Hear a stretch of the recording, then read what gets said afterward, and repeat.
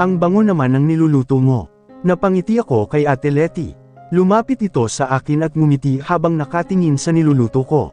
Special yata, nanunuksong tanong nito, para kay boss yan ano? Hindi naman ate, nahihiyang sagot ko, tsaka oo, para kay Rafa to. Naisipan ko kasing magluto ng lunch para kay Rafa bilang pasasalamat. Maayos na ang pakiramdam ko at dahil iyon sa kanya, siya ang nag-alaga at nagbantay sa akin.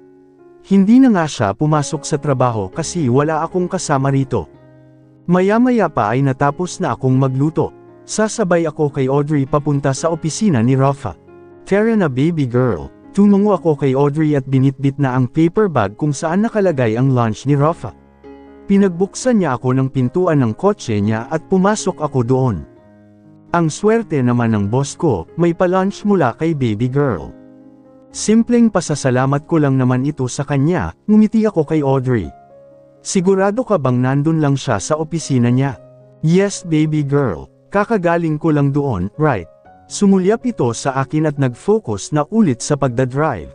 Oo nga pala, si Audrey pala ang corporate secretary at isa sa mga pinagkakatiwalaang tao ni Rafa sa kumpanya niya kaya alam niya kung ano ang schedule nito. Mabilis lang kaming nakarating sa office ni Rafa. Ang laki at ang taas ng building. Let's go. Aya nito sa akin at pumasok na sa malaking gusali. Binati kami ng guard at ngumiti ito, she's with me. Sabi nito. Ngumiti ako sa guard. Good morning, Miss Audrey. Bati ng mga nakakasalubong namin kay Audrey at dahil sa mabait ito ay bumabati din siya pabalik sabay ngiti. Pati tuloy ako nahahawa sa ngiti niya. Ang ganda niya naman kasi. Parang tumitingkad lahat sa mukha niya kapag nakangiti ito. Sumakay kami sa elevator at pinindot niya kung saang floor kami bababa at yun na daw ang opisina mismo ni Rafa sa building na ito. Kaming dalawa lang ang nakasakay sa elevator. This one is his private elevator. Ako lang at ilang importanteng tao ang pwedeng sumakay dito. Paliwanag nito sa akin. Kaya naman pala, tumungo na lang ako sa kanya at mahigpit na hinawakan ang paper bag na daladala ko. Sana magustuhan niya ito. Maya-maya pa ay lumabas na kami ng elevator. Ang garat tingnan ng gamit dito, kahit ang dingding ay kristal. Kami lang din ni Audrey ang nakikita kong naglalakad. Lori, mauna ka na muna. Go straight at nasa pinakadulo ang office niya. I need to answer this call at may kukunin muna ako. Ha? Ano ang sasabihin ko? Natataranta kong sagot. Just tell Jana na pupunta ka kay bossing. Aniya at tumalikod na sa akin at sinagot ang telepono. Napabuntong hininga ako at naglakad na lamang. Go straight daw kaya sinunod ko naman. May nakita akong babaeng nakatayo sa dulo habang may hawak na folder. Maya-maya pa ay umupo na ito sa pwesto niya. Hi, I'm Jana. Yan ang nakita ko sa nameplate niya at mukhang busy ito dahil hindi niya ako napansin. Tumikim ako. Hi, Miss Jana. Nandyan ba si Rafael? Nahihiyang sabi ko. Hello, ma'am. Do you have any appointment with Mr. Montclair? Tanong nito nang umangat ang mukha niya para tingnan ako. Napailing ako, wala, Miss Jana. Ibibigay ko lang itong lunch niya sana. Inangat ko ang paper bag at ngumiti sa kanya, nandyan ba siya? Are you his relative po? Tanong nito at tinitigan ako na para bang sinusuri ang itsura ko. Ano naman ang sasabihin ko? Hindi naman pwedeng sabihin kung baby maker ako ni Rafa. Sabihin ko kayang maid niya ako. Napailing naman ako sa isip ko, tiyak na hindi ito maniniwala dahil sa itsura ko ngayon. Naka navy blue dress ako ngayon at flat shoes na binili ni Rafa sa akin bago pa ako tumira sa bahay niya at panigurado akong alam ni Jana na mamahalin ang suot-suot ko. Hindi po. I'm sorry, ma'am pero hindi po kita pwedeng papasukin. Mr. Montclair is a very busy person, he can't be disturbed. Istrikto nitong paliwanag sa akin at naiintindihan ko naman. Pwede bang ikaw na lang ang magbigay nito? Tukoy ko sa paper bag na dala ko, lunch niya kasi ito sana. Hindyang pabor ko dito. I'm sorry but I can't, ma'am. Wala po kasi siyang sinabi na may magbibigay ng lunch for him. Pinal na sabi nito. Nawala naman ang ngiti ko sa sinabi niya. Ganito ba talaga dito ka-strikto? Tumungo ako kay Jana at nagpaalam. Hihintayin ko na lang si Audrey malapit sa elevator, sa kanya ko na lang ipapabigay ang ginawa kong lunch para kay Rafa. Kukunin ko na sana ang cellphone ko para tawagan si Audrey nang may tumawag sa akin. Lorraine, baritonong boses at kilala ko iyon. Si Rafa. Kaya napalingon kaagad ako at nakita ko siyang nakatayo sa labas ng nakabukas na pintuan. Nakakunot ang noo nito at as usual, naka-poker face lang siya. Humakbang ako pabalik, ang lakas ng kabog ng dibdib ko. Kinakabahan ako at nahihiya. What are you doing here? Takang tanong nito sa akin nang makalapit na ako. Pinagluto kita ng lunch mo. Nauutol kong sagot sa kanya. Tinapunan naman niya ng tingin ang paper bag na dala ko. Sir, hindi pa natapos ni Jana ang sasabihin niya nang nagsalita si Rafa. Let her come in always. May pagdiin ng bawat pagbitiw niya ng salita at hinila ang siko ko papasok at nilocked ang pintuan. Binitawan niya lang ako nang nasa tapat na kami ng couch niya, kinuha nito ang dala ko at nilapag sa glass table. Where's Audrey? Aniya at umupo sa couch. May tumawag sa kanya at may kukunin daw siya sa baba kaya ako na ang pinona niya dito. Mahinang sagot ko. Kumunot ang noo nito, you should have called. Pasensya na, napayuko ako, gutom na ako, aniya. Nanlaki naman ang mga mata ko at dali-daling inihanda ang niluto ko para kay Rafa, nanginginig pa ang mga kamay ko. Relax, sorry, ayan na, sana magustuhan mo. Inabot ko sa kanya ang lunchbox na may lamang kanin, tiningnan naman nito ang ulam na niluto ko. Sinigang na hipon at chop suey lang yan. Sana magustuhan mo. Hindi ito sumagot. Naupo ako sa tapat niya at pinagmasdan siya habang maganang kumakain. Hindi naman ito nagrereklamo na pangit ang luto ko. Nagustuhan niya kaya, sana naman oo, you cooked all of these. Sumulyap ito sa akin at pinagtuunan na ulit ang pagkain. Opo. Nag-iwan din ako para sa kanila ni Ate Letty. Okay lang ba ang lasa? Yeah, tipid na sagot nito. Para akong bata na nabigyan ng candy sa sobrang tuwa, malapad akong napangiti. Bahagya itong nakayuko kaya palagay ko ay hindi niya nakita ang pagngiti ko ng pagkatamis-tamis. Nakasalampak ako sa sahig habang nagbabasa ng magazines at kung ano-ano pa. Ayaw kasi akong pauwiin muna ni Rafa dahil hindi pa makakabalik si Audrey. May nimit daw itong client at urgent daw yun. Bored na ako.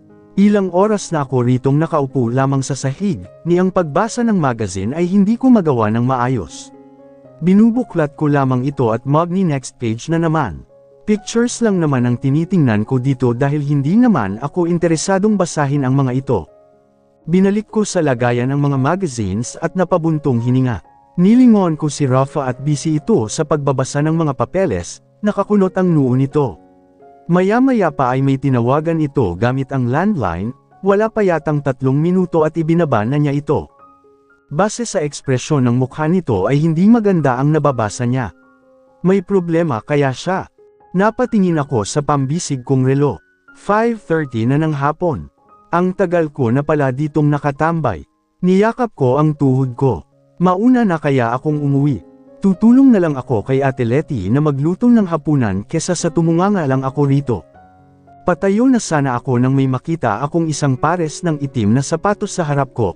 Pagangat ko ng tingin ay nakita ko si Rafa na may bagot na ekspresyon. Uwi na ba ako? Mahinang tanong ko. Let's go. Inilahad nito ang kamay niya at kinuha ko naman para makatayo ako. Pinagpag ko ang dress ko at ngumiti sa kanya, salamat. Ilang segundo itong tumitig sa akin at tumangulang. Teka, yung paper bag. Hindi niya ako binitawan, hinila niya ako palabas ng opisina niya. Teka lang Rafa, huhugasan ko pa iyon. Mangangamoy na yun bukas. Pinilit kong hinila ang kamay ko pero ayaw niya talagang bitawan. Nakalabas na rin kami sa opisina niya. Napasimangot ako, nakakainis ka. Sabi ko sa kanya. Hindi naman ito nagsalita at seryoso lang na nakatitig sa akin.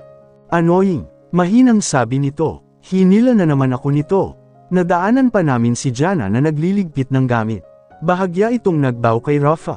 Bye, Miss Jana. Ingat ka. Pahabol na sabi ko at ngumiti sa kanya, kumaway din ako sa kanya.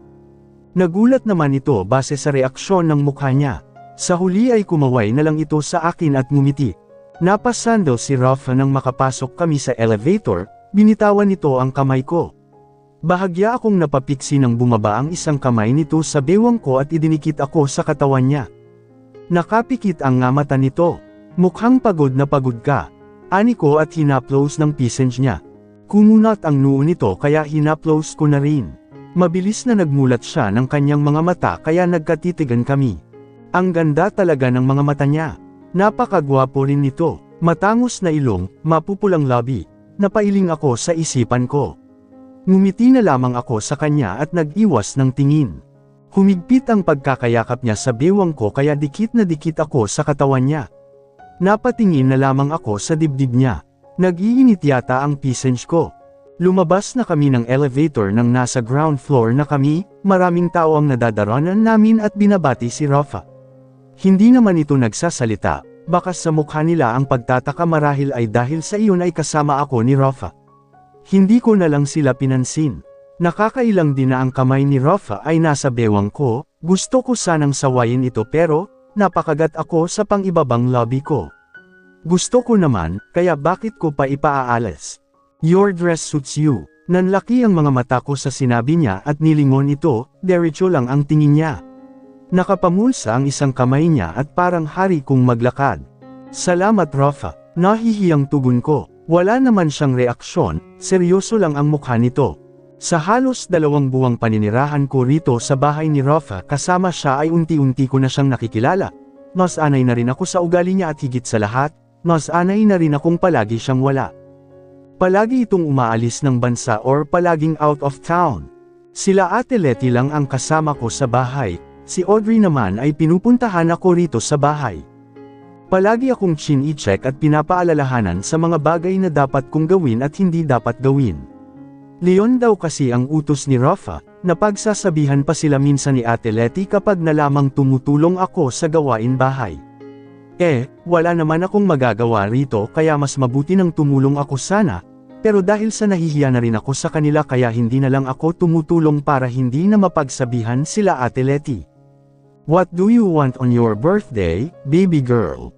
Napalingon ako kay Audrey nang magtanong ito sa akin habang nagbrowse ito sa tablet niya. Wala naman po, kahit mag-dinner na lang tayo rito nila Ate Letty, okay na yun sa akin. Sagot ko sa kanya. Nasa akin na ang atensyon ni Audrey matapos niyang ailapag ang tablet niya sa mesa. Pang-ilang tanong niya na ba ito sa akin? Pang-5, pang-6, di ko na rin matandaan. Palagi kasi akong kinukulit nito kung ano raw ba ang gagawin ko sa birthday ko, gusto kasi magpa-party. Kahit yung simple lang daw. Hindi naman kasi talaga ako naghahanda tuwing birthday ko tsaka, wala naman rito si Rafa. Nasa Malaysia siya until next week at nakaschedule na raw yun kaya wala siya rito sa araw ng birthday ko. Bahagya akong nalungkot, wala naman na kasi akong ibang makakasama rito bukod sa kanila ni Ate Letty, tapos si Rafa wala pa. Naiintindihan ko naman kung bakit wala siya, kaso, ewan ko ba. Naiinis ako na nalulungkot, hindi rin siya nagpasabi kung kailan ang uwi niya, hindi rin alam ni Audrey. May personal na lakad din daw kasi si Rafa. Ayaw mo talaga magpa-party, you can invite your friends if you want. Pwede naman kayo rito, just tell me what you want. Ako ang bahala, ngumiti ito sa akin. Umiling ako kay Audrey, ni hindi ko na nga alam kung kamusta na yung mga kaibigan ko sa The Share siguro kung nandoon pa ako, may cake na naman ako sa birthday ko. Tuwing birthday ko kasi ay binibilan ako ng cake nila Nicole at yung kasama kong mga dancers at syempre, may regalo pa yung kasama. Huwag na, Audrey, mag-dinner na lang tayo rito. Si Rafa ba, pagbaba kasali ko, baka nakapagsabi na ito na uuwi siya. Hindi pa makakauwi yun, hectic ang schedule niya, baby girl. Napasimangot ako at tumungo na lamang. Anyway, alis na ako muna. Kailangan ko na ring magpahinga. Anito. Niligpit niya ang mga gamit niya at tumayo na. Akmang may sasabihin pa ito nang may tumawag sa phone niya, napatingin siya sa akin bago ito sinagot. Yes sir, kumabog ang dibdib ko, si Rafa ba yun? Yes, she's fine here. Pauwi na rin ako, yeah, but she. Ayaw niya po. Napatingin sa akin si Audrey at ngumiti ng tipid. Si Rafa ba yan? Mahinang tanong ko, tumungo si Audrey sa akin. Napangiti naman ako. It's doing good, don't worry sir. Pakausap Audrey, ani ko. Nag-sign si Audrey ng wait, kaya nakinig na lang muna ako sa mga sinasabi ni Audrey habang kausap sa telepono si Rafa. Kamusta na kaya siya? Hindi kasi siya sumasagot sa texts ko. Kahit mag-hi man lang, wala talaga. Isang linggo na rin siyang nasa Malaysia. Nahihiya naman akong tumawag kasi baka nga busy talaga siya. Excited akong naghihintay na matapos ang pag-uusap nila ni Audrey at Rafa, hindi ko rin alam kung bakit. Medyo kinakabahan rin kasi ako, di ko naman talaga alam kung bakit ko siya gustong kausapin. Siguro mangangamasto lang ako, or magtatanong kung kailan siya uuwi. Basta, gusto ko lang siyang kausapin ngayon. Wait sir, Lorraine wants to talk to you. Napahigpit ang hawak ko sa una nang marinig kong sinabi iyon ni Audrey, ngunit agad namang nawala ang excitement ko nang ibinaba ni Audrey ang telepono nito at nakapatay na ang screen. He just said good night, baby girl. Aniya at ngumiti ito sa akin ng pilit. Malungkot naman akong tumungo sa kanya, nagpaalam na ito na uuwi na raw at saka lumabas na ng kwarto ko. Ako naman ay pinatay na ang ilaw at humiga na sa kama. Mag 9 PM na rin pala. Itutulog ko na lang to. Mukhang wala ring balak si Rafa na kausapin ako, sa bagay, sino ba naman ako? Di naman importante kung makausap niya ako or hindi. Hindi ko alam pero, sa pananatili ko rito unti-unti akong nagiging komportable kay Rafa kahit ganoon ang ugali niya.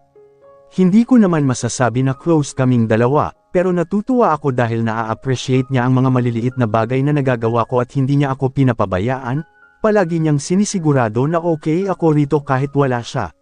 Bantay sarado ako sa bahay niya. Siguro namimiss ko lang siya. Namimiss kong makita ang poker face at palaging nakakunot noon niyang mukha. Namimiss ko rin ang pagsasalita niya at pagiging bossy niya sa akin kapag nandito siya. Kailangan ko na talagang matulog kung ano-ano na ang iniisip ko. Ipinikit ko na ang mga mata ko nang mag-beep ang phone ko.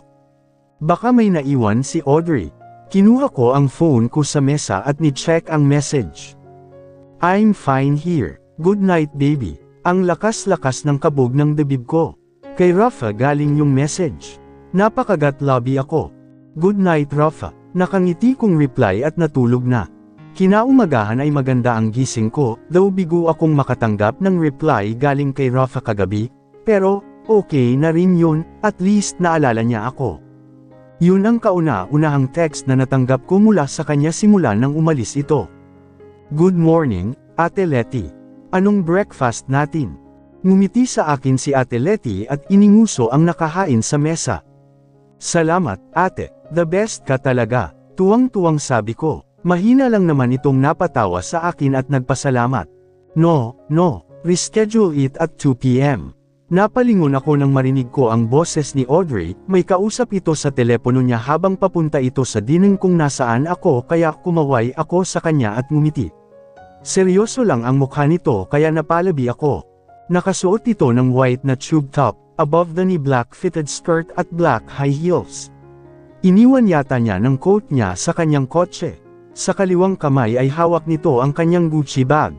Nagpaalam na muna si Ate Letty, tinanguan ko lang ito. Ang aga-aga ganyan ang mukha mo. Ani ko nang nasa harap ko na siya. Inirapan ako nito. Cute niya. May meeting kasi ako, si bossing dapat ang ka-meeting niya through video call but hindi natuloy kasi may urgent na lakad ang boss kong masungit. Sagot nito sa akin. Umupo ito sa harap ko at dinampot nito ang toasted bread at kumagat ng pagkalaki-laki, halos maubos niya yun sa isang kagat lang. Di ka ba nag-dinner kagabi? Mukhang gutom na gutom ka . Natatawa kong sabi. Kumuha ako ng bread at scrambled egg at nag-umpisa ng kumain. Kumain naman ako. Gutom lang ako, baby girl. Sagot nito habang kumukuha ng fried rice, mukhang good mood ka ata. Uminom ito ng kape. Sus, palagi naman akong good mood Audrey. Nakangiti kong sagot. May kakaiba lang ngayon. Tinitigan pa ako nito, parang hindi makapaniwala sa sinabi ko. Kumain ka na lang dyan, boy. Natatawa kong sabi. Anyway, I already have their contacts.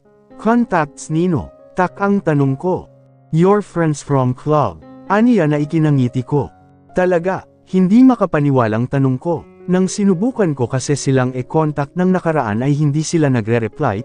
Kapag tumatawag naman ako ay palaging cannot be reached.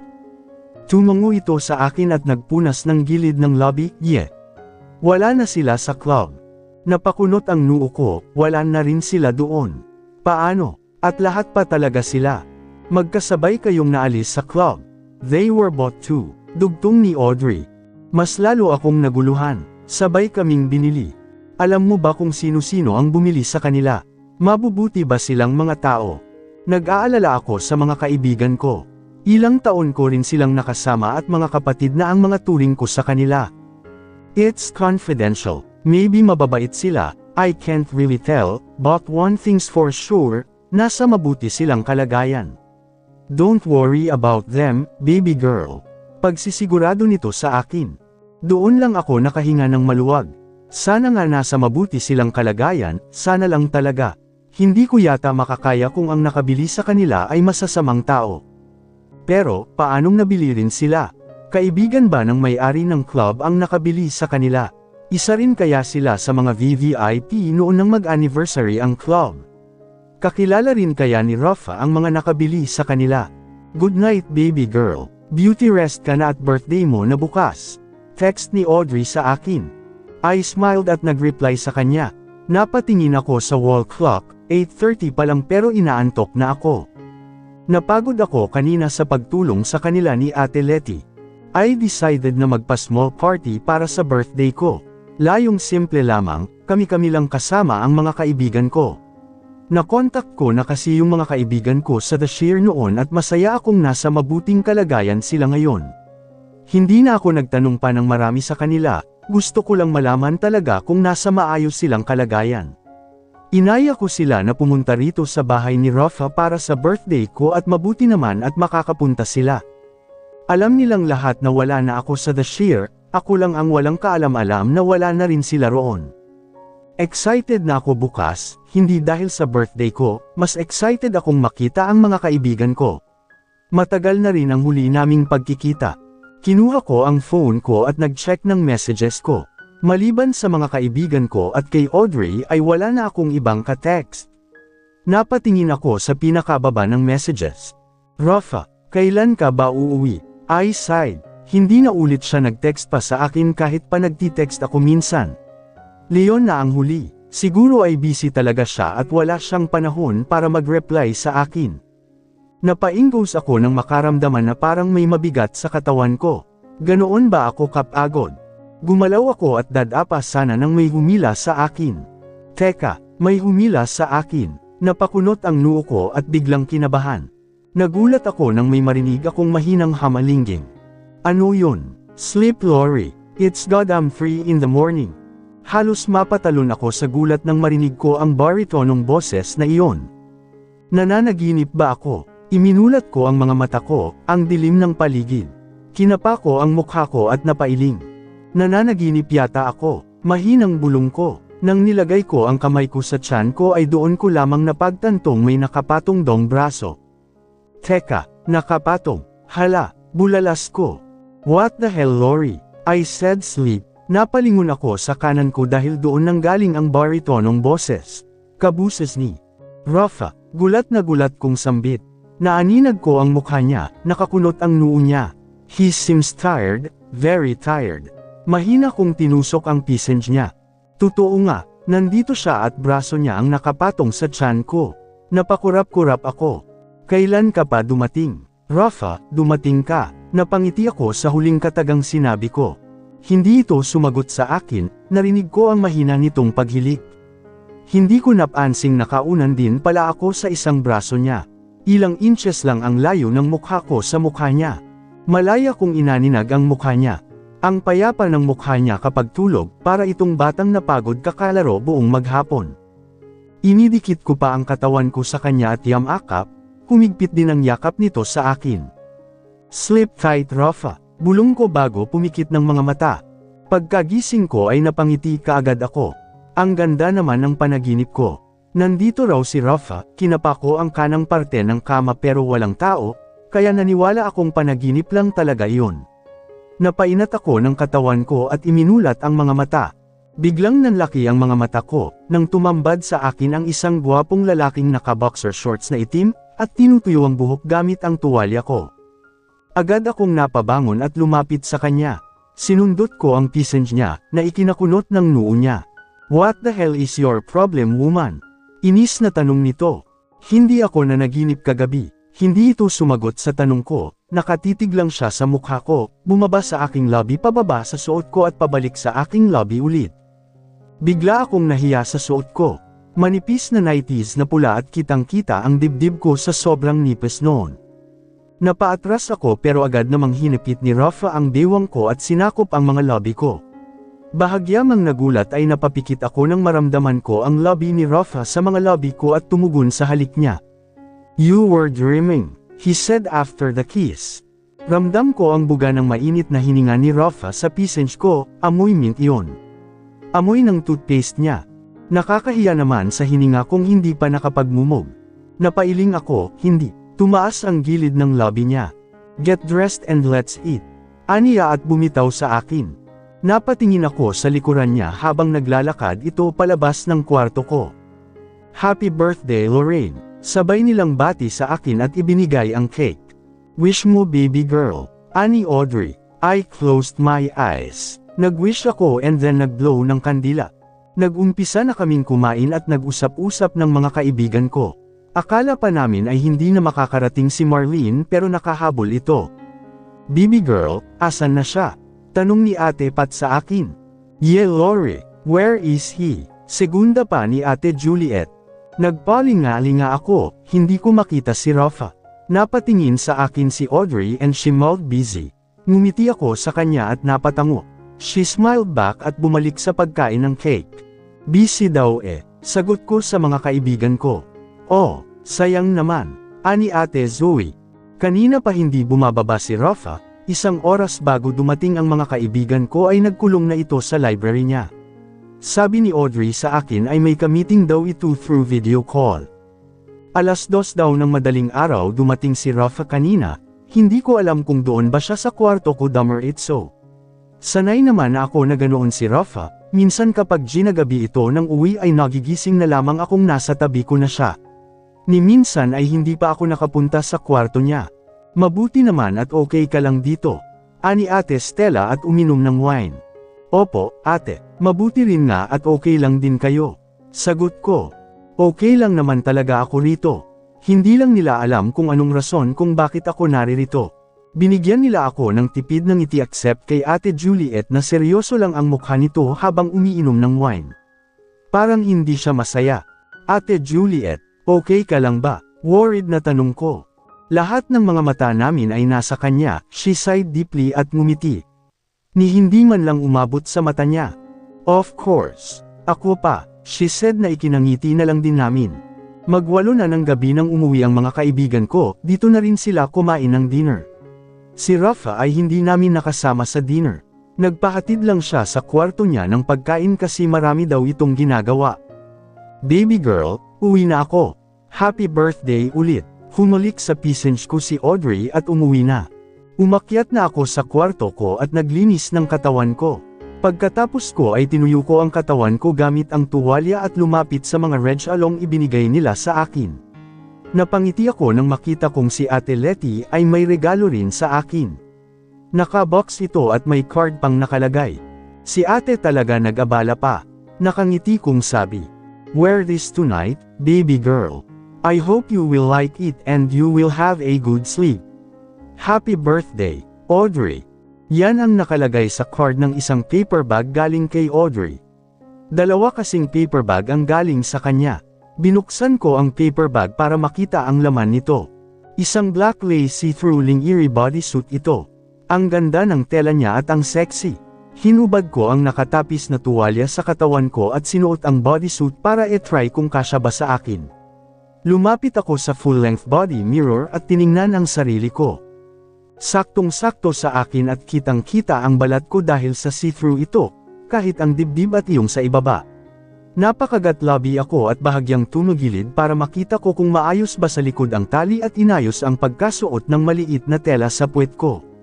Para namang T-back style sa puwet ito. Nasa ganoong posisyon ako nang makita kong nasa likuran ko si Rafa, hindi ko man lang naramdaman na nakapasok na pala siya. Bigla akong nahiya dahil sa suot ko. Never pa akong nagsuot ng ganito noong nandito pa siya. Ngayon lang. Pinasadahan niya ako ng tingin mula ulo hanggang paa. Kakaiba ang mga titig niya. Nag-iwas ako ng tingin. Magbibihis mo.